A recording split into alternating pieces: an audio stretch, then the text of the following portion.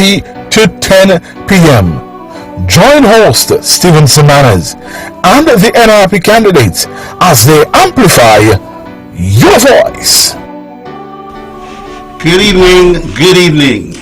This is your Monday night show, Your Voice with the NRP.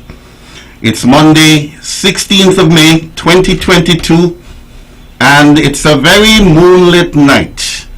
Politically, some lights have been dimmed. We've come out of a historic week. The political earth was shaken, and we are feeling the tremors and ripples right across the Federation. Our leaders of the CCM obviously have not observed a couple of things we learned at kindergarten and in grade school. The first, which we learned at kindergarten, is that Humpty Dumpty sat on a wall.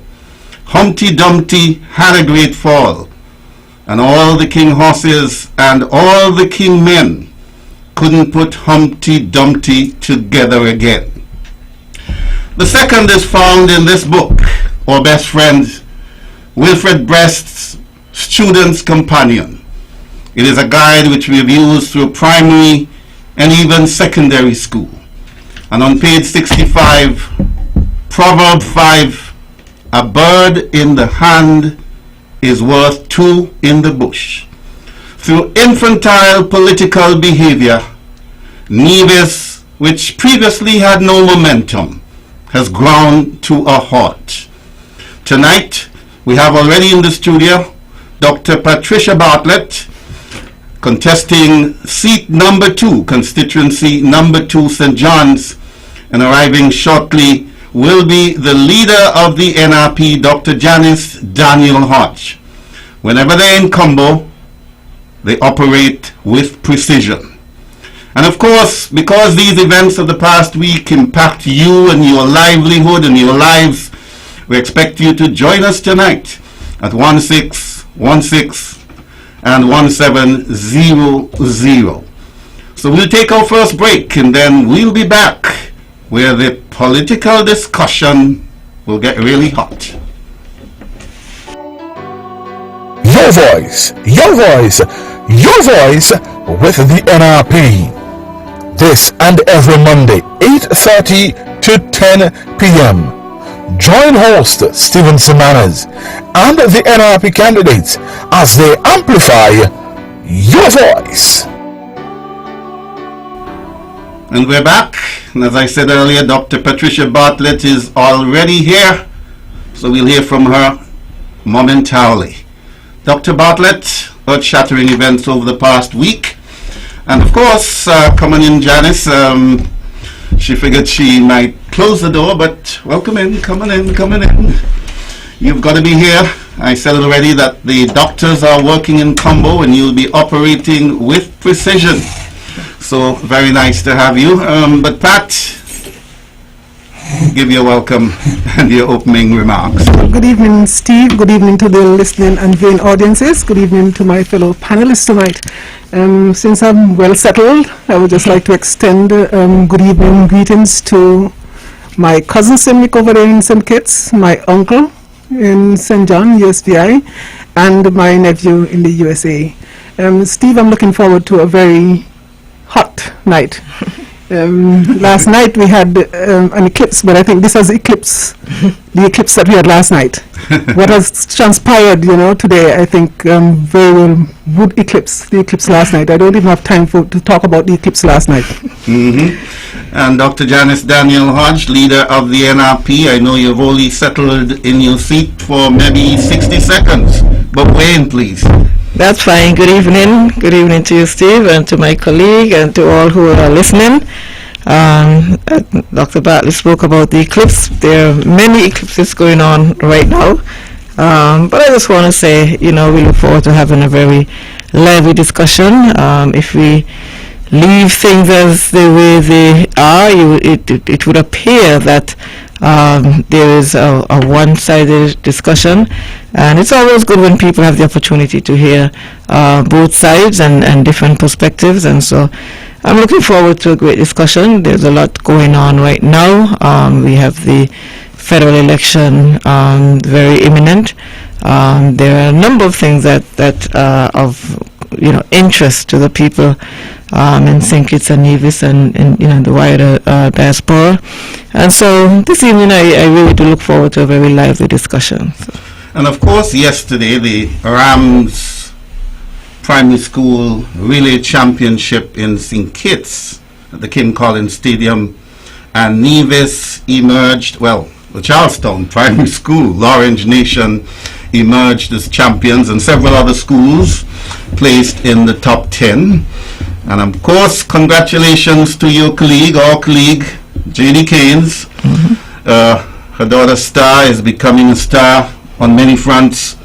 A bigger star. A bigger star. 3 races, 3 gold medals. Absolutely. And this is one of the things that the NRP has spoken about on a number of occasions with regards to when we speak about exploiting our natural resources, and people think that we speak primarily of vegetation, etc. But our people are our natural resources, and Nevis is rich with talent in a number of areas. Of course, cricket being the first and foremost area with regards to our cricketers and how they would have excelled. And we know, in the area of athletics, that we have really excelled in that area as well. And a number of different areas in Nevis where we have, what we call natural talent, really raw talent. And once we provide the opportunity for our people to be able to get the proper coaching, the proper training, then it's no limit really to how far we would be able to extend and excel and really expand our footprint in the area of sports. And so congratulations to all of the schools that would have participated, both in St. Kitts and Nevis, especially to the schools on Nevis who would have participated. And like we said, Nevis first. And so we say that with no, it's not something that we take lightly. We really feel that Nevis is in a position to be first in a number of fronts, and so we want to ensure that we congratulate and encourage and provide some hope for all of those who are participating right now, so that they can have greater and bigger things to look forward to once the NRP is able to put the necessary infrastructure and training and provide the necessary resources to help to develop what we have naturally. Now, the St. Kitts Nevis Observer, of course the leading newspaper in the Federation, has been producing some really good editorials as we wade through this political debacle taking place in St. Kitts Nevis.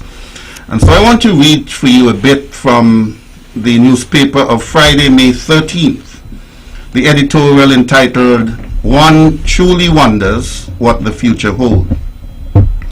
It was inevitable. The signs were there from the very beginning. The agreement to form a unity government lasted longer than anticipated. And while it did, one could well imagine the underlying tensions that rumbled just below the surface. It took guts to lead such a grouping.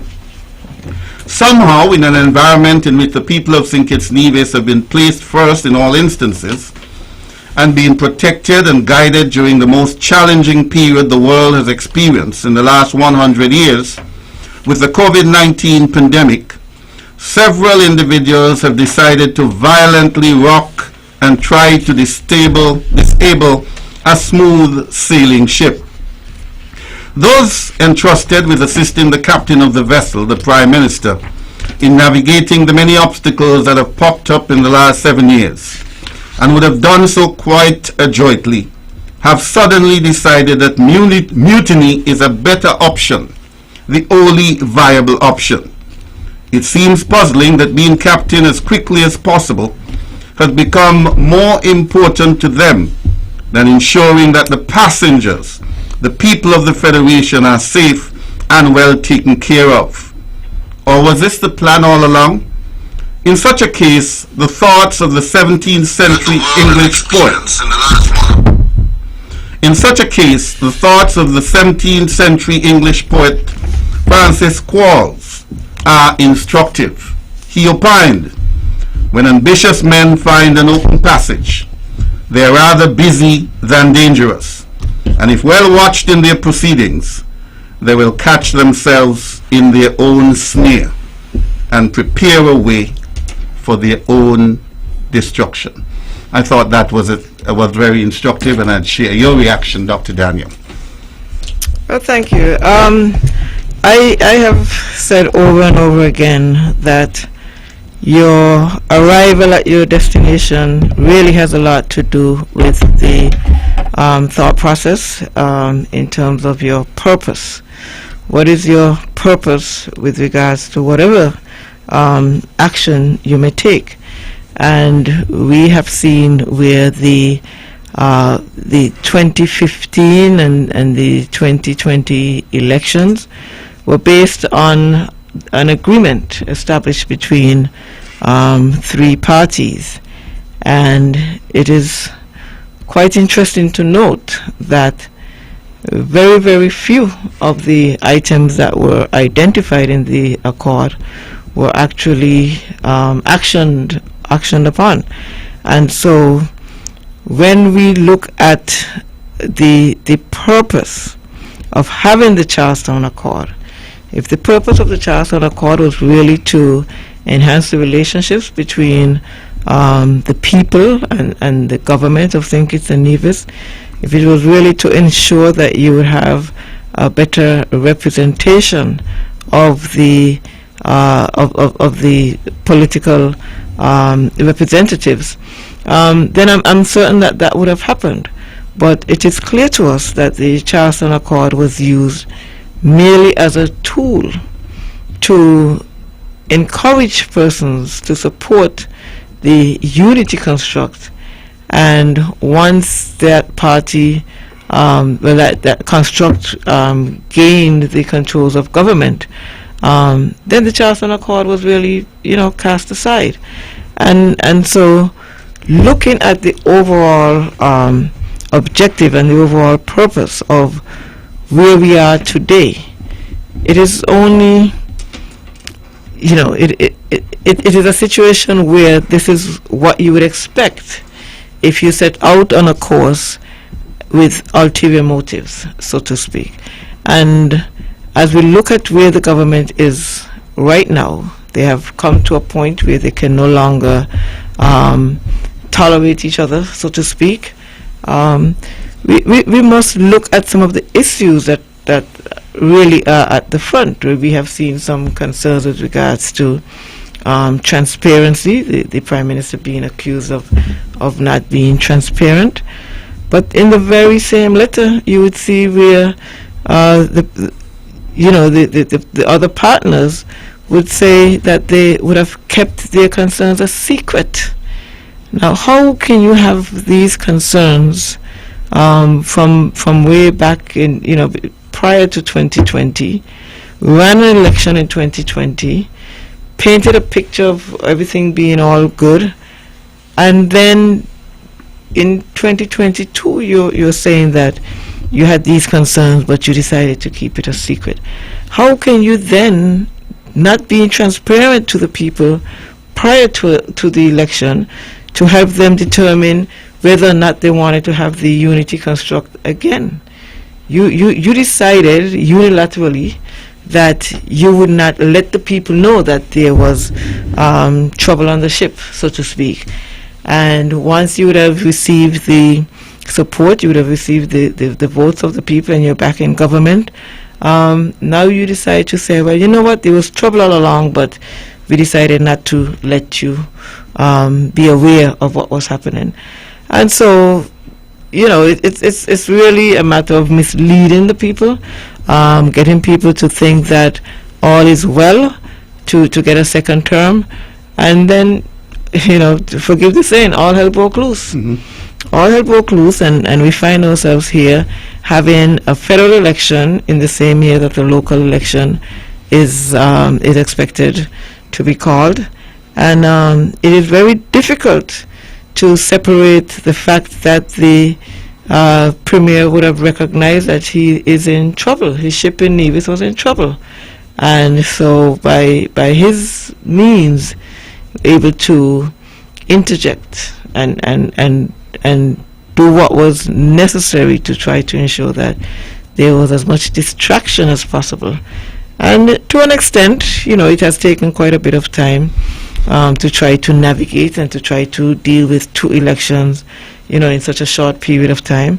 But I think, regardless of any slight delay, the people would have recognized that there was no real,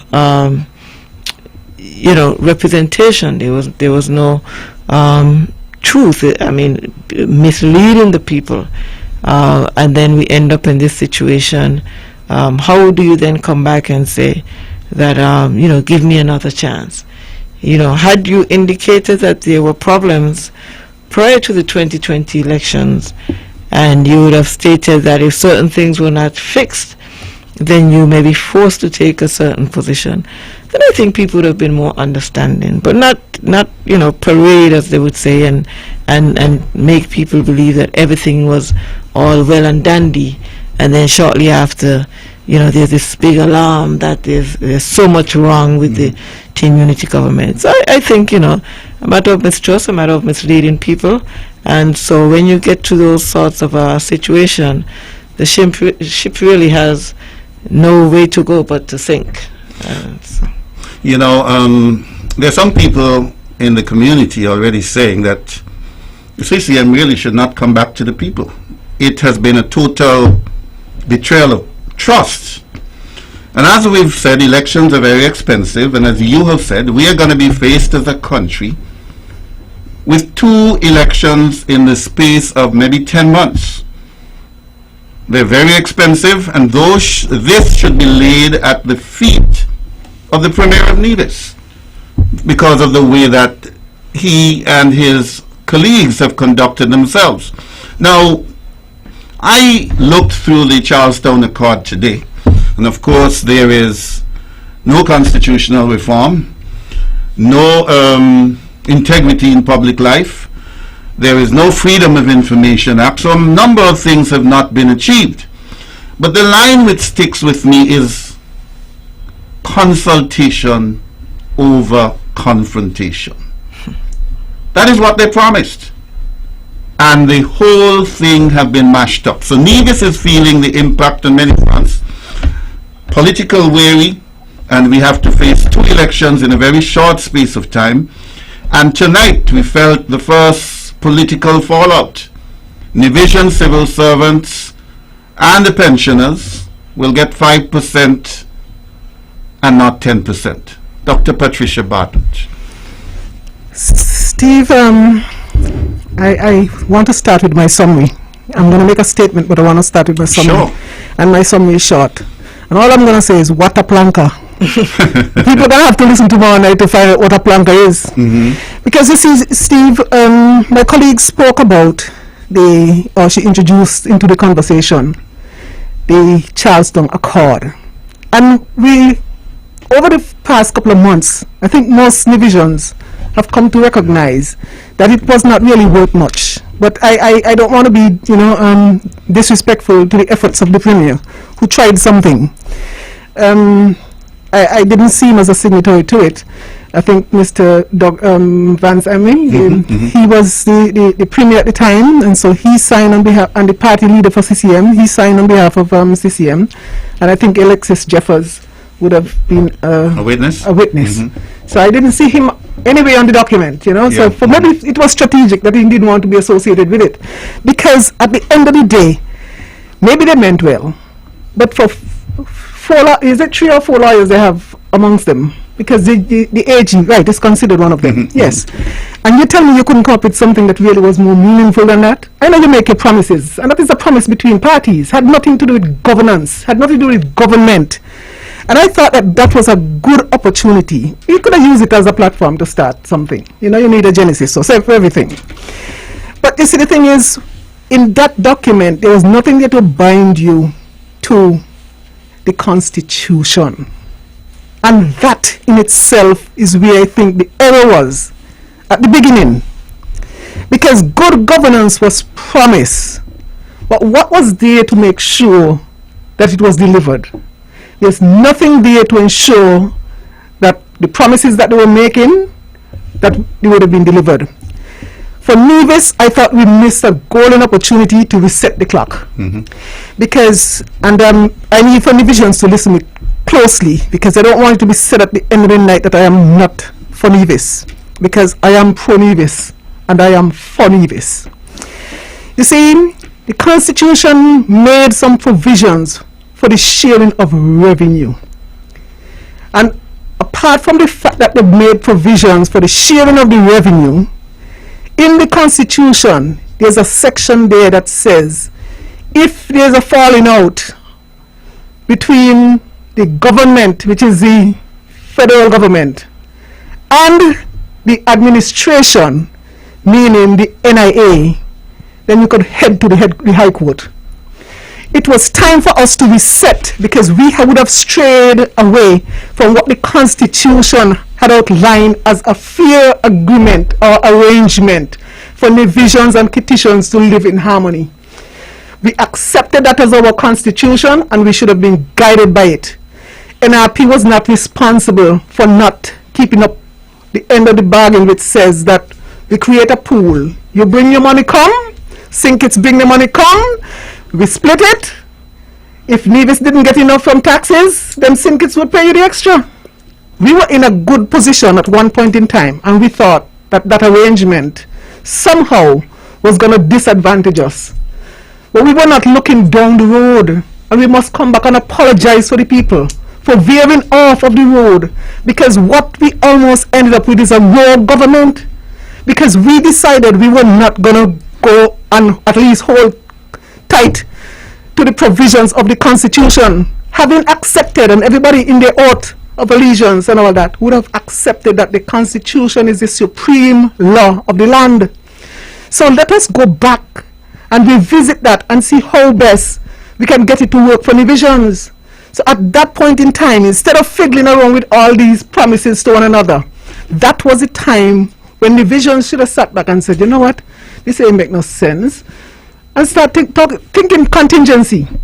So what if we go down the road and we have a hurricane and, you know, everything mash up in Nevis, you know, where do we turn? And so it is coming back now to haunt us. And I think NRP in government ought to seek to get that rectified. Let us get back on the road to recovery. And in doing so, we can claim what is rightfully ours.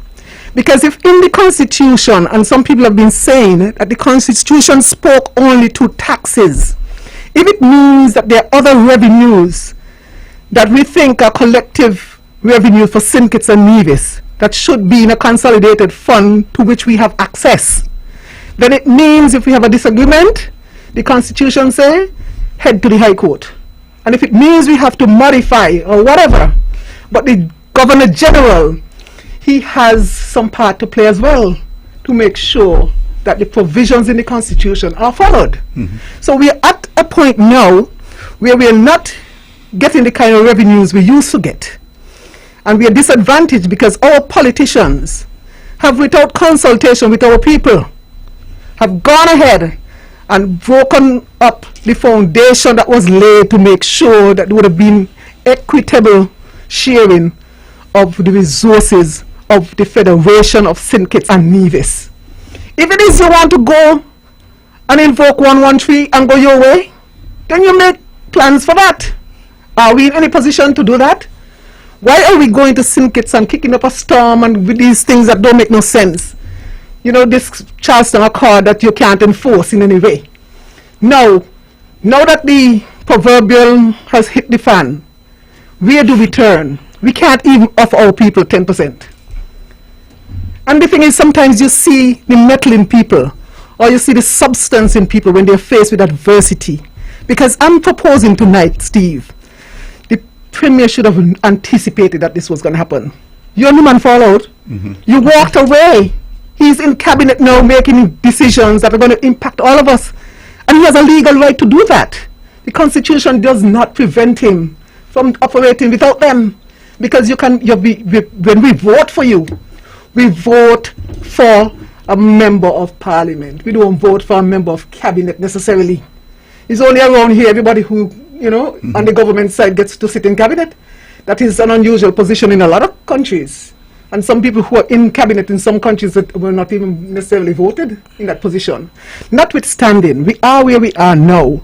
But as it relates to what has transpired in the last 2 hours, last 2 hours, I was taken aback, because I can guarantee you that 5% that we're getting is the 5% that the federal government has committed to. Because it seems that the federal government has been committed to at least paying half of the salaries that Nivisions are getting. So whenever there's an increase in salaries, whenever there's a double salary, the federal government normally would see to it that that portion is covered. And so the Premier normally, he would have to go and find the next the matching 50% of whatever it is. So I can guarantee you that 5% is coming from the federal government. It's for us now to come up with our 5%. But we are not financially stable because we have wasted. On Nevis, we have wasted. There are years when every week there's a party at government house or there's a party someplace, sponsored by government. Irresponsible. There are walls up where people don't even live in communities. You're doing a road project, why you have to do a wall for everybody? That's not necessary. That's willful. That's willful spending. And what did old people say about willful spending? Woeful want. And that is the position where we're at now. And I looked at the Premier tonight and I wasn't even sorry for him. I was sorry for Nevis people. Because this 10% increase is not a 10% increase that somebody said because you didn't get it because you were going through the past couple of years of lean years. It's not because of that. It's because of the pressures that have been brought to bear on us because of the economic fallout from not only the compounding of the COVID situation, the supply chain issues, but the war in Ukraine. And we saw it coming. I remember on these very mics saying, let us prepare for it. I would have said to the people of Nevis, save your money because we're going to need it, because I anticipated this. But I'm starting to make the point that you see the meddling people or the lack thereof of the maturity of financial security in dealing with these issues. Because the policy response, I don't think, tonight was well thought out. The policy response to the inflation that we have in now, an increase in salary for just some people, not going to help all of us. And that cannot be fair in a system where you're saying you want equity. This disparity between people, that is not fair. People working for government, they're already assured that they're going home with a paycheck. But now you say, okay, well, we're giving you an extra 10%. Okay, guarantee, it probably might have had something to do with dropping it now because the Prime Minister recognized that we're going to scramble and it's going to embarrass the Premier. But apart from that, the Premier ought to be able to sit down and say, I don't have to follow you because I have the authority in Nevis. And that is what he started, to establish the fact that he has all this power in Nevis because he's responsible for Nevisians. But what are you proposing? A woman who was going to work for $430 this week, you say you're going to give her 10%. That means that would have been a $43 she would have gotten if she got the 10%. It means now you're offering her $21.50. An increase if she was working for $430. No, I went shopping this weekend and I could tell you that the $21.50 ain't going nowhere. You cannot buy much. It's not going to make a significant difference in what you take home. I thought that in anticipation of what was coming up, because this was talked about, the 10% was talked about weeks now, and the best you can come up with tonight is 5%? No. I said to you, you know how many households are Nevis. If the 5% is going to cost you $700,000 a month, you said to the people, this is just a temporary measure, but I'm going to offer every household in Nevis $500 or whatever the amount is, based on the number of households, the amount that you're going to pay in the 5% or even the 10%. You commit to that and spread it over every household in Nevis, not every individual, every household. So if 10 of you in a household, chances are, you're going to eat less because things are tight right now. But if you were to get a $500 top up, that would help you. And so I don't understand why is it he's trying to compete now. But you cannot keep up with the man who has the money or has the oil. You just can't. So look about other ways, other initiatives to bring relief to the people in a period where they're experiencing economic hardship. And like I said, the policy response should have been to focus on making sure that you deliver for all the people, not just some. Because the poultry 5% not going to make a significant difference. But for a household, if it is that it had worked out to be $500 or 4 or 5, whatever it was, based on the number of households. I was looking for that information earlier, but I struggled to find it. I think I'd seen something posted on Facebook recently about, the number of households in St. Kitts and Nevis. And I thought I had captured it, but obviously I hadn't. But I'm going to work the math. But it's simple. To say that you're going to increase salaries, it's a non-starter. When the inflation is like it is, especially inflation that comes on, not at the point as the thing reach at the port, but after you clear it, that's where inflation in Nevis, is impacting. Because you can import something, and we've all had the experience. You import something, it costs you $10 in America by the time it gets here, because freight has gone up. To clear it, they're charging you $70-something. Something you only just paid $10 for, and there's no, it doesn't balance out. So those are the kind of measures that you have to start looking at. And like I said, I don't think that they thought about it. The thought process, it seems like everybody right now, they're just running around like chickens without head, and just don't know where to start to attack problems. And I could well imagine sleepless nights that some people are going through. They said the crown that wears the head, or the head that wears the crown. Uneasy lies. Uneasy lies the head that wears the crown. And so, like I said, I'm not sorry for the Premier. He has boxed himself in a position that I think I would have warned them about, because I know he follows everybody posts, whether to poke, fun at it or whatever.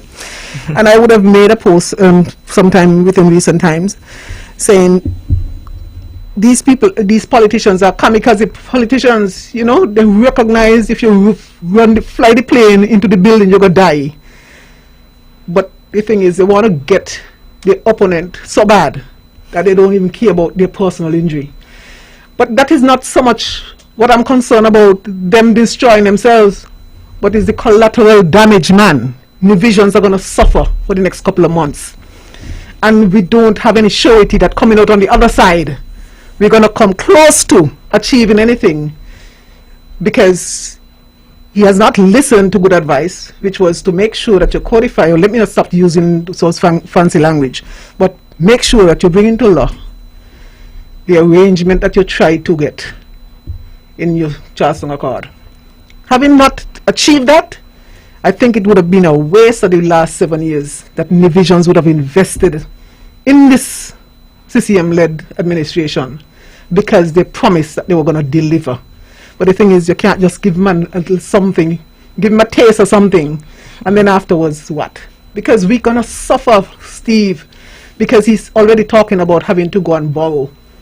Now, right now, the atmosphere out there in terms of borrowing, I mean, in Nevis, maybe you can still get, small loans. But anytime you go now and take on a foreign loan, it's going to cost you, because because of inflation, their response, particularly in America, where we're getting foreign exchange from and stuff like that, and I guess that is where most of our loans come from. They're increasing their interest rate. So you could imagine if we now have to continue with foreign borrowing, and the interest rate and those increase, how that is going to affect us in terms of repaying our debts. And the debt burden we are already carrying is already too high for the average Nivision to carry. So this whole, and the thing is, I don't even like to use the analogy anymore about these people in a boat, because they've been throwing daggers at each other, knowing that it's a dinghy at one, a rubber dinghy, and they've been throwing daggers at each other. But the unfortunate thing, and I would reiterate, the unfortunate thing has been that the visions are the ones in the boat with them that is sinking, and we are going to suffer.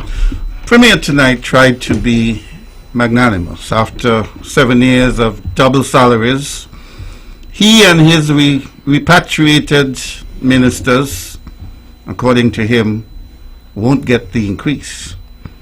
They've been sent home to do some work. And he tried to go to work tonight. But as you said, all that glitters is not gold. It's 7 minutes past 9. We'll take a break, and then when we come back, we expect to hear from you. The issues are impacting your lives and your livelihood. 469-1616, 469-1700. We'll take a break now. But the economy is broken, the government stick, and the opposition come and take a seat. The debt is high and employment's low, and it's the poor people who taking the blow. I say we tired, we need a revolution. We just can't depend on vaccination. I say we tired, time to pick myself off the floor. Just remember people matter more. So when you hear them talking bull on the radio, people used to matter more. Whether you red, blue, orange or yellow, people used to matter more. But when they needed us for last election, we were always the first option. But now they in and they comfortable. People don't matter no more. Boy, some people may not like this, but people used to matter more. RCCM them made a slogan out of it. People used to matter more. Yes, Miss Independent, people don't matter anymore. There was a time when that was their mantra. That holds water no more. Now, as we talk about people, the word democracy comes, I think, from a Greek word which means of the people, by the people. And we've been saying from these microphones that in this political debacle, obviously the people have not been first priority. As a matter of fact, this evening on the newscast of another radio station, Freedom, I heard one of its leading female DJs, Sister Sensia, lamenting that people have been lost in all of this. It's been a struggle for power and all that. And at the 11th hour, as an election looms in Nevis and they're looking for excuses, they're bringing up everything. I ran from these microphones for an hour and a half last Wednesday, the longest in this island's history. And of course, we have been saying that all along he needed to come to the people. It's all about the people. Cancel the press conference on April 28th in deference to the late Premier. 18 days after, he has not faced the media.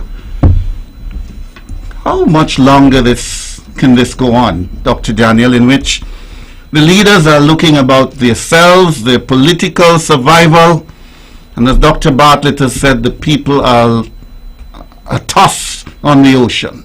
How long? Well, as long until the next election, because I'm certain that what people are seeing now is maybe an increased presence. Well, is it because of the impending election, or is it because they've been fired from their second job? They now have more time. But the reality of the situation is that, you know, you must pay attention to people. And there is a saying that, you know, when somebody take a position, you know, don't discredit it. What do you thought, Dr. Daniel? I suspect we're going to have a busy night because these issues are impacting people's lives. We've got a first caller. Good evening, caller. Welcome. Yes, good evening, Teacher Manis. Hi, good evening. And I want to say a special good evening to the panel. Mm-hmm. Good evening. Teacher Manis, I couldn't wait to call in because I am out at a particular spot in Charlestown and the Veterans Police, which is around up the Domino. Quite a bit young up to 80-something-year-old gathered nightly. And I happened to hear one of the gentlemen saying that the Premier made a statement talking about a 5% increase for the people of the... Caller, is it possible for you to go into a more secure location? We're getting a lot of wind. Yeah. I was on the porch. Yeah, that sounds better.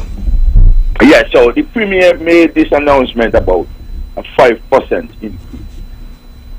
And I know the message is going to get back to him because quite a bit of people gather in that setting, and I could tell you that the people here is upset. And the reason being the people get so upset. I asked the question, well, the 5% increase is going to be for nurses, teachers, and the likes. But the 10% increase from the federal government is going to go to the people and the PEP, the STEP, and all that. How are we going to explain this to our teachers and nurses? That the people and the peace program will be getting a 10% increase. I never ever thought about that. And our teachers, our nurses, and the likes will be getting a 5% increase. I'm wondering if the Premier realized what he has said. And I'm going to leave it there for now. Oh, thank you. Thank you very much for calling. Very interesting there. I never thought about that. I was thinking from the federal purse, the police officers and the army. But now, that's very interesting. The people on PEP will be getting more than those hard-working teachers who have worked so hard, especially in this athletic term, to bring championships to the island. That's a very interesting point. Interesting, but you see, this is what we have been saying, that the Premier is really out of touch with the reality of what is going on. And when we look at the request for additional funds from St. Kitts, and those funds were provided, we are yet to hear how those funds, how much fund was received, and how is it going to be utilized. Because somewhere I am thinking that perhaps if there were not these additional requests for funds, that just maybe it would have been applied across the board. But since these funds were made available to the NIA, one would imagine that if you provide an increase, you should be able to provide it across the board. Now, when you look at the decisions that have been made by this administration, nowhere do you really see where people are benefiting from all of the money that would have been provided to the country, notwithstanding that this government has not been able to generate any funds. But you look at, for example, our bus drivers and the increase in gas, the price of gas. And I had a conversation with one of the bus drivers, and how are you managing now that the price of gas has increased? Are you able to charge more? I was told that no, they're not able to charge anymore in a legal way. They may still try to do it because they have to keep gas, the wheels turning. Keep the wheels turning. But when you look at that scenario, when you look at a 5% increase, teachers, nurses, etc., when last did you look at your electricity bill and you see the surcharge and how that has exceeded the cost of the utility itself?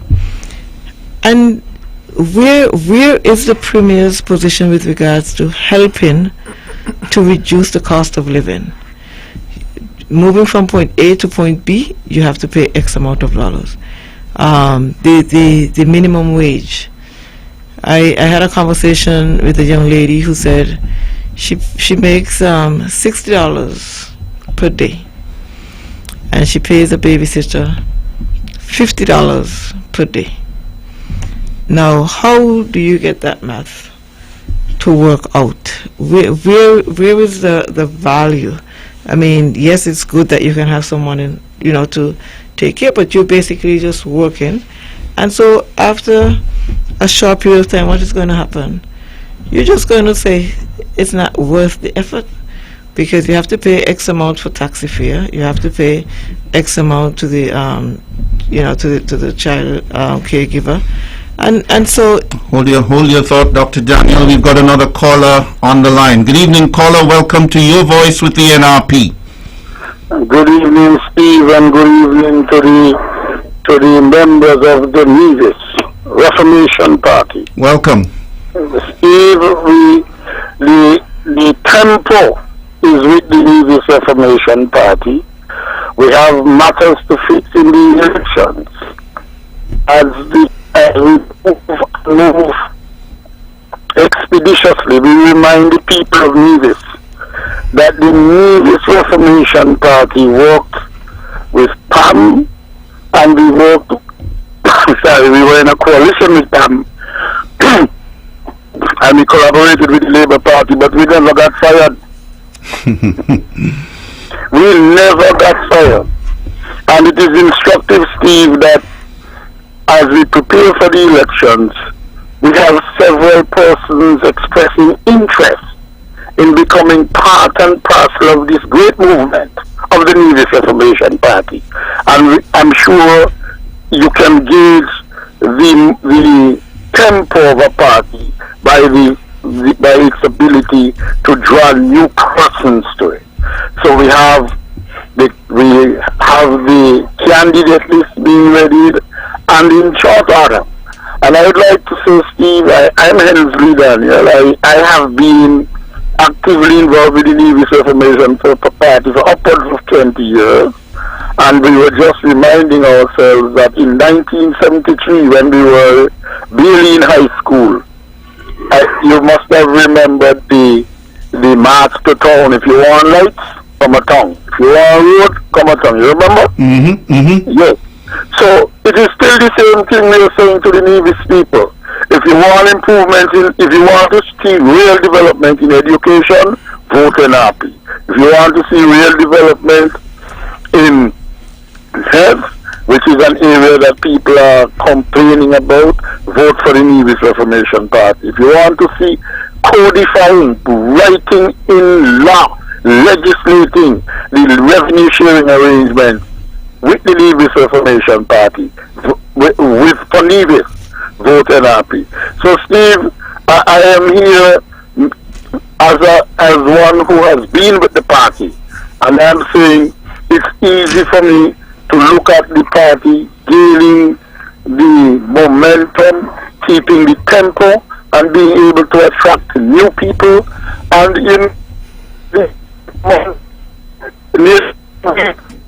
we get from somebody who support commit to pass. You're breaking up quite a bit, caller.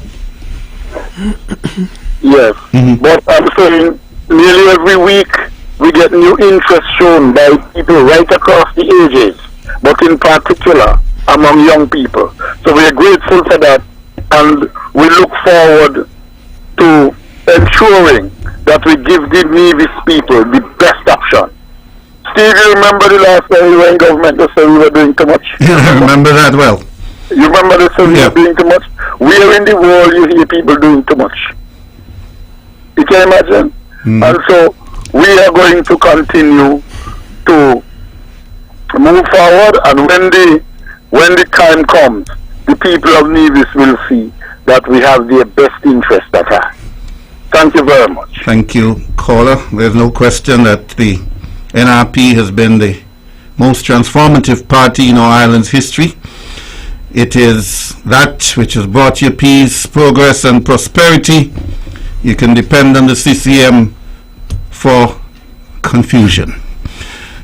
Continue with your point, Dr. Daniel.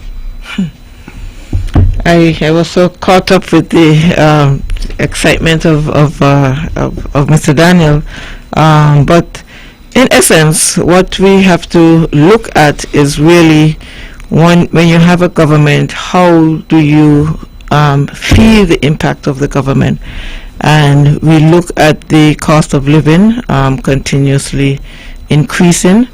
And as Mr. Daniel said, the NRP has been the party that really has put the best interests of the people at the forefront. And to consider what we have to look at now with regards to the cost of electricity, with regards to the cost of services that we must pay for, for the Premier to announce a 5% increase, it really must have pained him to come up, because I'm sure he can do some math and he can calculate that they increase the solid waste fee by a significant amount, $25 on your water bill. Electricity has increased, the cost of food has increased, and we can all say how much the cost of bringing food to Nevis has increased, but you're not seeing any programs that would help to shore up the production of food here on Nevis. And when I look sometimes at what takes priority in the minds of this administration, you don't get that sense of urgency that we as a government and we the people of Nevis really should be prioritizing our food production capabilities. Hold your point again. We've got another caller on the line. Welcome to Your Voice with the NRP.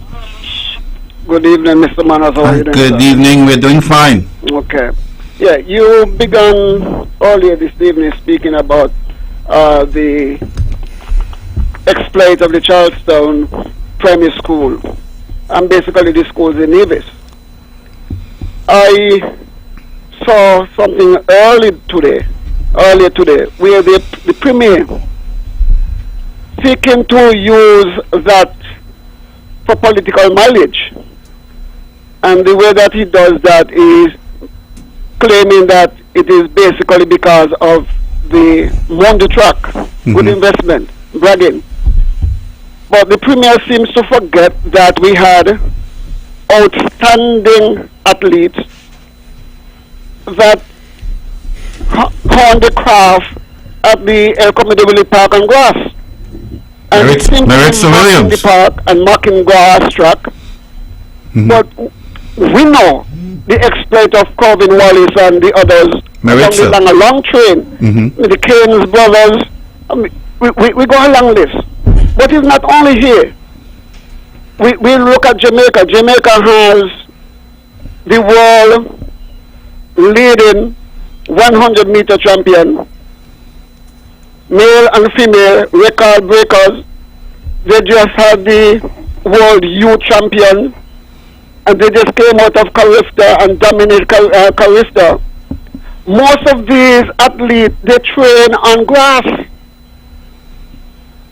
When it comes to our own athletes, let us come back home. The children who did well in these meets, they did not train at the Monday track. Charlestown trained at the playfield in Craddock Road. The other school trained at the playfield closer to them. Yes, they went to the Monday track for their sports. Yes, they went there to hone in the last bit of skill for preparation for me. Nothing wrong with that. But to give the impression that it's only because of his investment in the Monday track why our children are now successful, it is dishonest. But he is a drowning man, and he will grab at anything to make himself look worthwhile or to claim that he is doing something. Caller. Go ahead. You've got to be understand that it has been a very difficult year for the Premier, 2022. He's only had one success story, and we're halfway through 5 months. It's the Malcolm Gishard Park. So he's searching. Maybe we could grant him that. Be kind to him. No, I cannot be kind to him. I will not be kind to dishonesty. Mm-hmm. That is gross dishonesty on the behalf of the Premier to be indicating to the world that the Charleston Primary School and the other schools and Nevis are only now achieving success because of his investment in the Monte Truck. That is dishonest. That reminds me of when he went up to church ground at the home of a grieving family who is seeking to get closure, and said to them that he is going to assist and he's going to help and he's going to make sure that everything worked out. Seizing people's pain for his political mileage and benefit. And so therefore he will not get any slack from me because the Premier of Nevis is a failure. Now the last thing I'm going to say, Steve, is that I heard him ranting that Hanley's Road, he's from Hanley's Road, and Hanley's Road did not produce any Kunumono. And then he moved into Brownhill, and Brownhill didn't have any Kunumono. Listen, Hanley's Road produced one Kunumono, and that is Mark Brantley. There is one Kunumono that lives in who lived in Brownhill and moved out of Brownhill. It has to be Mark Brantley. And the reason why I'm going to say this... What's the explanation of a Kunumono? An absolute fool. Oh, my word. Somebody who's absolutely stupid. Okay? Be kind, please, be kind. No, but he's the one who brought that. He's the one who brought it up. Let me say why I'm going to say that he's absolutely stupid. He is making noise about fair share for Nevis. He's bragging and beating his chest that 80% or some high percentage of what was written in the Charleston Accord was of his making. You sit down with Timothy Harris, draft up an agreement, you said, for fair share for Nevis. You got up from the table and then sat at the next table and said to the man, listen, give me $30 million. You throw fair share out through the door. He gave you $30 million. You turn around and you sit again with him and say, after arguing about fair share, I'm not getting enough. Give me $45 million. He gave you $45 million. Then you get up from the table and start to argue again. He did not give me enough. Give me $66 million. He gave you $66 million. And then you get up from the table and start to argue that he not give you enough. You have to be a Kunumono. Okay. You say that fair share is what you want. You calculate that what in the purse you're supposed to be already had $1 billion. And that there's these hundreds of billions of dollars in the account. Say to the man straight up, right now I'm getting $45 million. I know that there's these billions inside there. I feel like Nevis is entitled to $1.5 billion. And so therefore, I want $1.5 billion. You don't argue that you should be getting $1 billion plus and then say to the man, oh, in spite of that, give me $66 million. You have no claim. I mean, this is absolutely... Could you wind it up, caller? Thank you. I will wind it up right there. Okay, thank you very much. As I listened to that caller, one of the things which strike me in this whole debacle, the Premier has been saying that he has got a whole lot of letters which he wrote to the Prime Minister. You're sitting in the same cabinet. Mm-hmm. I don't get it. Mm-hmm. If I have something to say to you, Dr. Daniel, or to you, Dr. Bartlett, and I'm sitting in the same room, in the same space, with overwhelming numbers, 7-2. Mm-hmm. It appears to me that this letter trail to me leads to nowhere. It's I don't get it. We've got another caller though. Good evening, caller. I think we've lost that caller. Okay, Dr. Daniel? Yeah, well, the whole issue of having the Charleston Accord, and you mentioned this earlier, it was signed by former Premier Vance Amory and the PAP leader and the PAM leader. And I try to wonder why it is that any provisions in the Charleston Accord were not legislated for the benefit of the people of Nevis. And I would have said before, the provision regarding the motion of no confidence was legislated. There was no time limit before, and now we know that you have 21 days, for the Speaker of the House to table the motion. And so the question must be asked: what was the focus of the Premier during the time that he sat as a member of the Federal Parliament for over 7 years, and not once did he see it fit to move any portion of the Charleston Accord? And when we really look at the situation, and this is one of the problems that we have really with the Hold your thought again, Dr. Daniel. We've got another caller on the line. Caller, good evening. Hey. Yeah. Good evening. Hi, could you raise your voice, please? Good evening. Hi, good evening. Hey, what's your hey, Pat? Hello, Pat.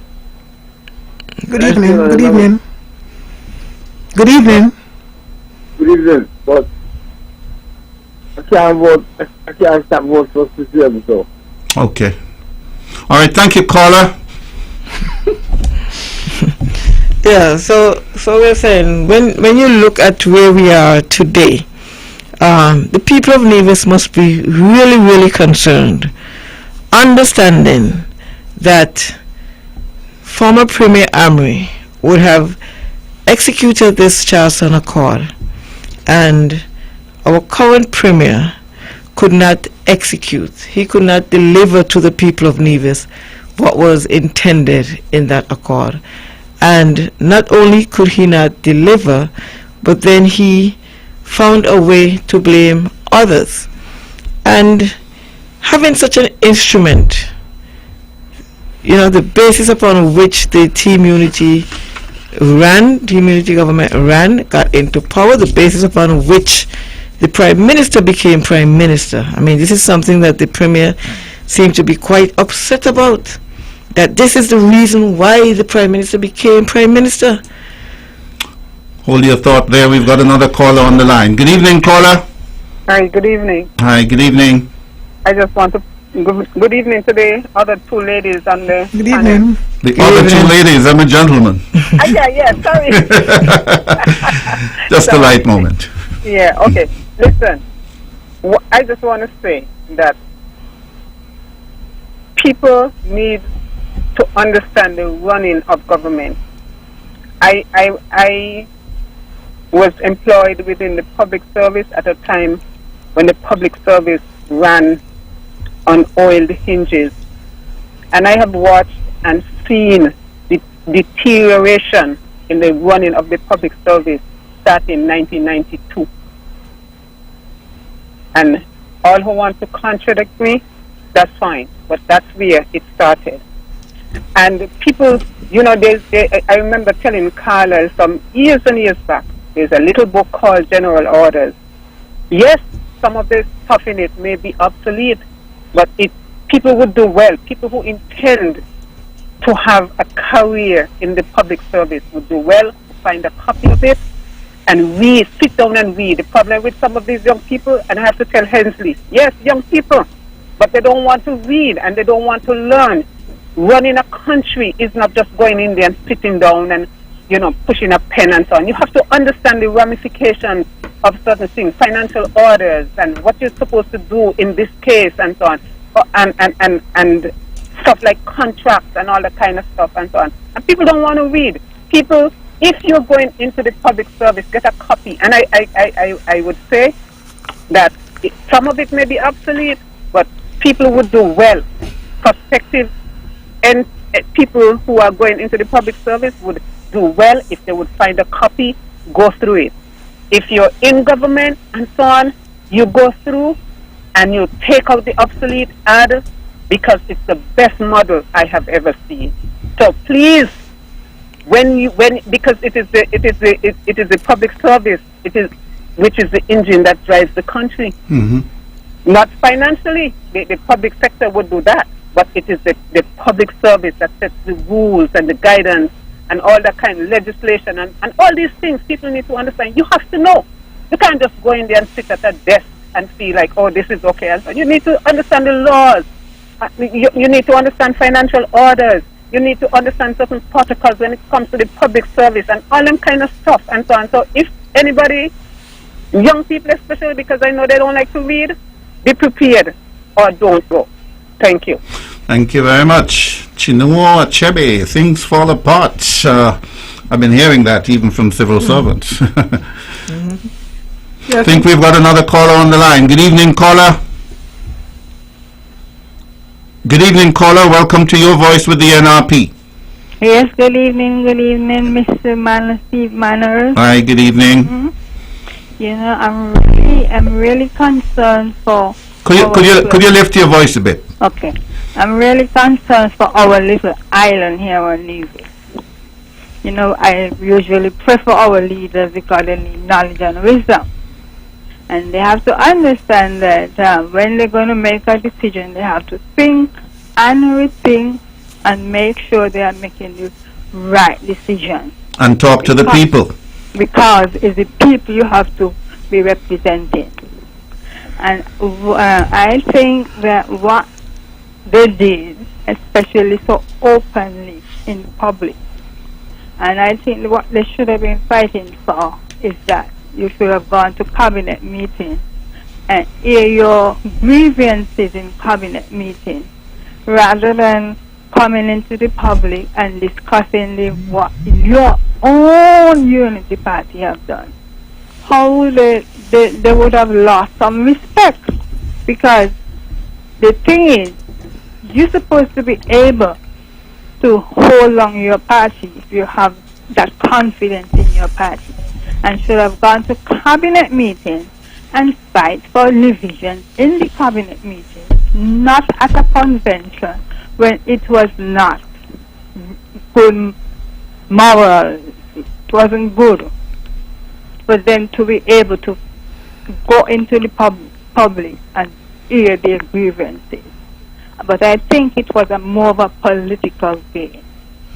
So I really think that what they should have done is to go to the cabinet meeting and fight for what you determine that you want full share. So we do suffer consequences for our wrongdoing.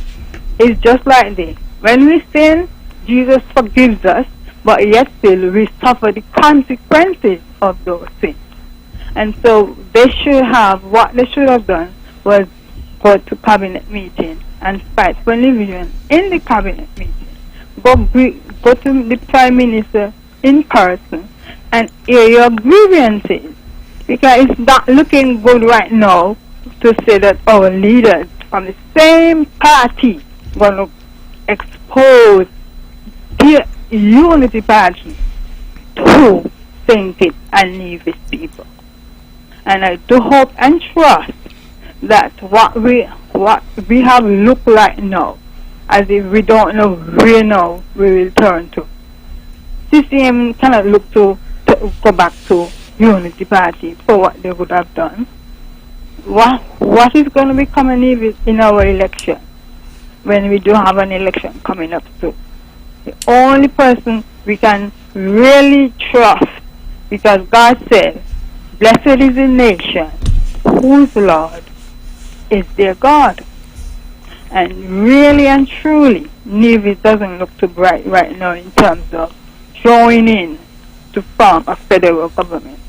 CCM doesn't look good again to go back to think it to discuss about unity party. What will become a Nevis? So we should be thinking more of people rather than self. Good night. Thank you very much. Very well said. The actions were definitely not people-focused, and history will not absolve them. A teacher said to me just today, this is what our leaders are teaching us about conflict resolution? School children are looking on. And this is how you resolve issues? It is said that the late Premier's last words were, "Stop shouting across the Narrows. Consult rather than confront." He must be turning in his grave tonight. We've got another caller on the line. Good evening, caller. Welcome. Yes, hey, good evening. How are you? We're very well. We're very well here. Good. I'd like to get off the politics for a second.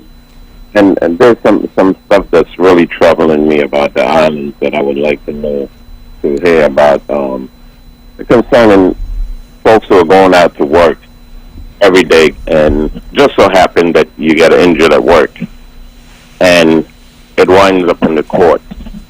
A judgment was handed down and your employee decides he is not adhering to that judgment. I know everyone is going to say, oh, it's a court matter, and what do you feel about that? Caller, panelists, any thoughts? Well, like you said, it's a court matter. And courts normally would have a mechanism in place to enforce, the order of the court. So that is where you get the resolution. Okay, caller. So we are suggesting that you'd have to look to the court in this particular matter. We're trying to focus on broader issues here. Even if I'm just bringing it out there to the public to be aware of what's happening. Even if they're brought to the court and these folks are just saying, no, we're not going to pay. I mean, for you guys who are running for office, what are you going to do about it? Well, of course, there are different branches of government. The good ladies here who will be in office very soon do not run the judiciary. I'll make a suggestion, caller. There's a general show on Tuesday night. It's called the Let's Talk program, where they look at the entire spectrum of issues, but here we are politically focused. So I would like to thank you for calling in, but we've got to make a move on. Well, okay. If the caller is not gone, I would ask if there is any suggestion, because I know sometimes we speak about the need for different healthcare programs and workers' compensation, etc. So sometimes when people ask these questions, they may have an idea that they would want to suggest that can be considered. So I just want to ask the caller. He's still there. The topic of this is a lot of times these issues are brought back to the government where someone is hurt and they can't take care of themselves. The government is who wind up taking care of them, while these big companies who are making all the money and were supposed to have paid that judgment want to have nothing to do with them. Yeah. We're aware of that. We're aware of that, and will not pay the repeat. Yeah. We're aware of those issues, and of course, we this is a matter which we can definitely discuss later down the road. Okay, so I want to thank you for calling. All right. Okay. Thank you. Yeah. Okay. Okay. I think somebody had mentioned about fair share. We've got another caller on the line. Good evening, caller. Welcome to Your Voice with the NRP. Good evening. Good evening. Could you raise your voice, please? Good evening. Hi. Good evening. You've got a device on. Could you move away from it or turn it down, please? Okay. We're getting a terrible feedback. Good evening. Are you hearing any better now? Slightly. Yes. Go ahead. Good. Now, I just want to quickly respond to the last caller's concern. As Dr. Daniel said, there are three sections of government: the judiciary, the administrative, and the legislative. This gentleman has a legal matter, and if he fails at one level of the court, he should have access to the appeals court. So the legislative would not be able to solve a legal matter, but can go up the ladder in the court system, right? From the trial court to the appeals court and on to the high court. I mean to the Supreme Court, probably. So That is what I would offer that gentleman. Okay, thank you very much for your intervention. Dr. Bartlett, you were raising something about fair share? Yes, the matter is what the Premier has, cited as being the big excuse for breaking up the coalition at this point in time, in the middle of an economic crisis for people. You're now piling on a political crisis and even a constitutional crisis. You're piling that on without due respect for the fact that you're going to be hurting divisions. Because this action, believe it or not, is ultimately going to hurt divisions. And I think I've said that before. And I think it started tonight. And it bears repeating. You see, the thing is, we need to ask how genuine is this call for fair share. Because if we're going to reference the Charleston Accord, there are other elements in the Charleston Accord that have not been addressed, that should have been paramount at this point in time. Because in the Charleston Accord, there was a promise to deliver geothermal for the people of Nevis that was supposed to, at this point, reduce the cost Hold it of there, we've electricity. got another caller on the line. Good evening, caller. Oh, I think we lost that caller. So they're back. They're back. Good evening, caller. Hello, caller. You're on. Hello? Yes, good evening. Welcome. Mr. Manners, a pleasant good evening to you. Hi, good evening. And to those ladies, a pleasant evening. Good evening. Pat, you bring down the curtain today like you're ready to serve. Your presentation was well put together, well researched, and well documented. I'm so proud of your presentation tonight. Thank you. Mr. Moderator? Yes. I'm very much concerned with all these groundbreaking ceremony you all have before, building hotel here, building hotel there. What becomes of all these breaking ceremony? Where? We're in a crisis right now, no? Where? Huh? You mean in the past or presently? What me? The amount of groundbreaking system, how they gonna build this and they gonna build that, and all these offshore they have waiting. What become of everything? Nevis in a crisis right now, you know. Big one. We're in a deep crisis, and who can't swim, John? we in a terrible state right now. Everybody knows that. And everybody is like, as this song says, people no matter more. It's all about me, myself, and I. And what about the poor and the hungry one on the street like me? Who's gonna help me later? Johnny Sampat, I have a pleasant evening. Good night. Thank you so much for calling. Now, we've only got 12 more minutes, and I know, Pat, you wanted to continue your point. Yeah, I just want to finish up quickly. So my issue is, this is a time when we should have been focusing on delivering. At least we should have already delivered geothermal by now. And the crisis, economic crisis, might not have been biting in divisions this hard had we had that alternative energy. Electricity bills, people shouldn't be crying about electricity bill up to this point. As a matter of fact, in the Charleston Accord, I don't think that anything was mentioned about renewable energy in St. Kitts. But a renewable energy project came to the cabinet in St. Kitts, was approved for 70 million solar plant in St. Kitts. And at that point in time, we did not hear a cry that says, well, what about geothermal in Nevis? What about Nevis? What about fair share for Nevis as it relates to the renewable energy project? Then again, when things were hard on the COVID, you had the bus drivers in St. Kitts, they were offered $400 relief for their fuel. I did not hear a cry for $400 for the bus drivers in Nevis, which would have been fair share. So I don't understand now when you want to come now and tell people about fair share.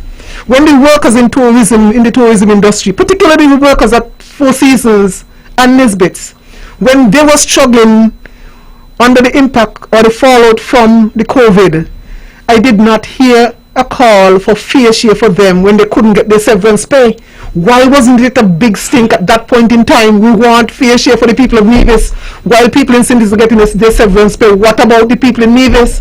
We didn't hear anything about fair share at that time either.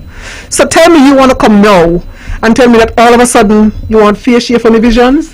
What happened when Alexis Jeffers was in St. Kitts giving half price and feed, livestock and feed, storage tanks for water just last week to farmers in St. Kitts? where was the cry for the fair share for the farmers in Nevis?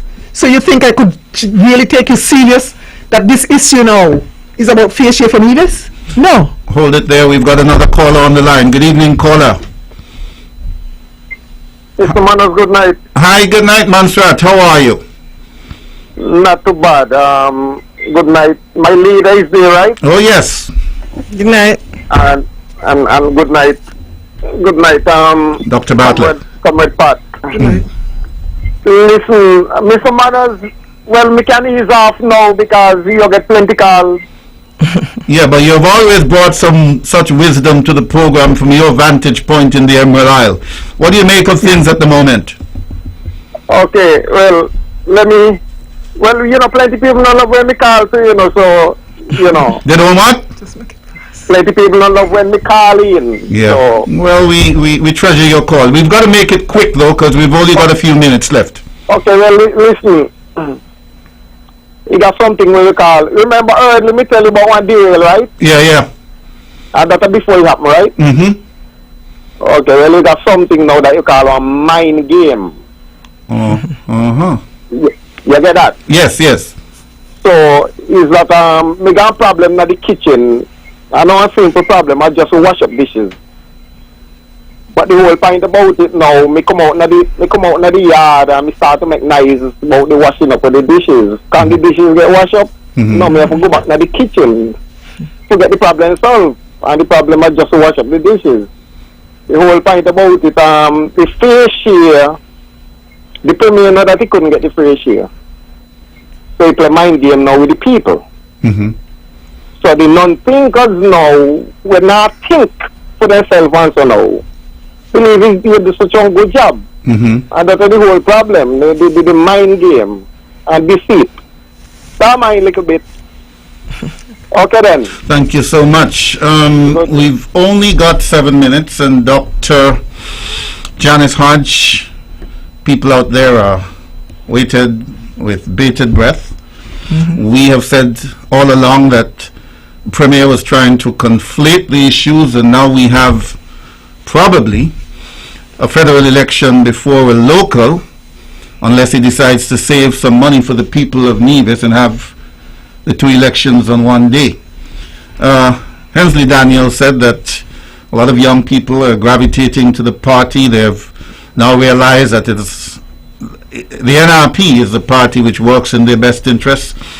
What can you tell us about how the move to get candidates in place is going? Well, that is something that we have been looking at. Of course, we would have been moved to get ready for the next election. We recognize that Nevis was really spiraling downwards, and we needed to ensure that we could put Nevis back on track. Then, while we have been, we have a number of candidates, we recognize that there is some intention for people to try to help NRP. We don't really ask for help in certain things, like our Premier. He would say he asked NRP for help with COVID-19, he asked NRP for help with fair share, etc. These are things that we actually have provided some guidance on, but of course NRP's approach to governance is much different than his. Notwithstanding, we have a federal election that is imminent, and we have a number of candidates who we are assessing the situation, and we will determine the best candidates to contest the election based on the situation that we're in. We do not have candidates that are called federal candidates. We do not have candidates that are called local candidates. We have to respond to the current times in which we have to operate. These are really unprecedented times.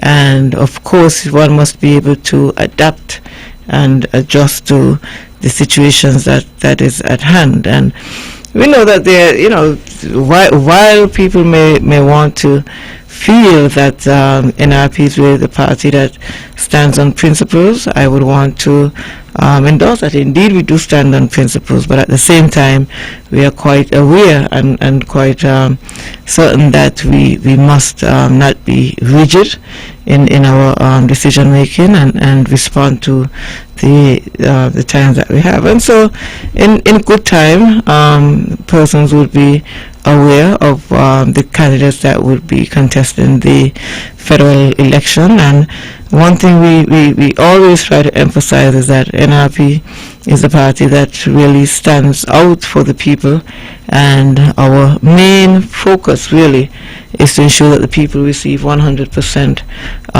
representation from the candidates once the election is called. There are a number of issues that are at hand. We speak about the young people. Just the other day, I had a conversation with 3 young persons who I met, and asking about their outlook for the future and what would they like to see.